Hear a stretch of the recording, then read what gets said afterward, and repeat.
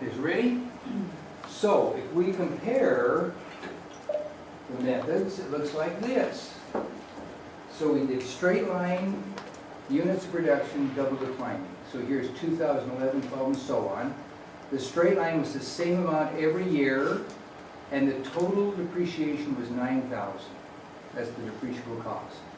Units of production, of course, varied by production, but it ended at the total depreciable cost.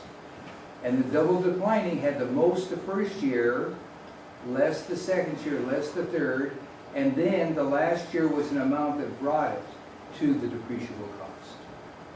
In other words, you had to stop at whatever the salvage value was, is another way of saying the same thing. Okay? Graphically, now the orange is the straight line, so same depreciation expense every year. The blue is the units of production, it varied by the units produced. And the red is the double declining, largest the first year by far, much less the second year, and it keeps depreciating and then stops at the salvage value, which was 1,000, well, whatever the salvage value was. Well, no, this, whatever brings up the total depreciation to the depreciable cost, that's what the last one was. Okay. You guys doing good? All right. So, let's have, so since this is fresh in our mind, why don't we have a quick review? Does that sound like a plan? Move it into long-term memory? All right, sounds good. We can but try, I suppose. All right, so depreciation. What are we talking about with depreciation?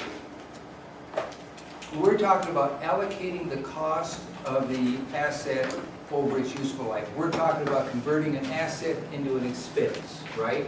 Our main concern is the matching principle, and we want the expense to match the revenue.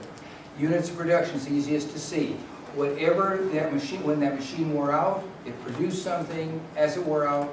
Okay, does that make sense? But it's the matching principle, it's the cost allocation, right? It's not that something actually wears out. Now, depreciation can be wear and tear, can be exposure to the elements, it can be obsolescence, right?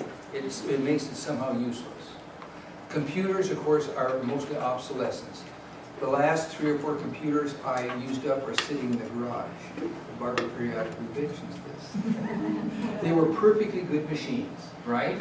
They just no longer were functional.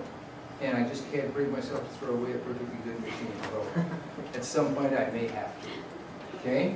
All right. What's the cost? How much you pay for it? Yes, yes, yes. All right. The cost is what you pay for it. What's the salvage value?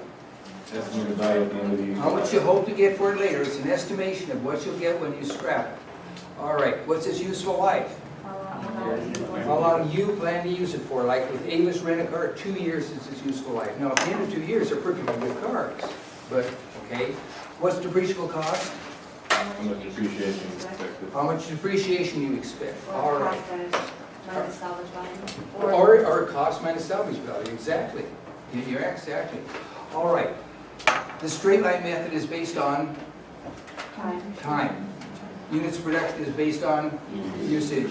Double declining is a form of accelerated. And often it's based on obsolescence, like a computer, right? Okay? So, all right. Okay, now, straight line and units of production are different from double declining. In what way? So straight line and units of production, so first of all, it calculates depreciable cost and then allocates it either by the passage of time or units produced, right? Constant. What's that? It's constant. And your straight line is constant. And of course, units of production varies by usage. You're absolutely right. Nice job. Okay? All right. Double declining balance is different. It's based on book value. So it takes twice the straight line rate and multiplies that into the book value. So it's different because it's based in book value. The double declining balance stops at where? Salvage value and salvage value. Salvage value, or the total depreciable cost. Both are the same thing. Okay? Now,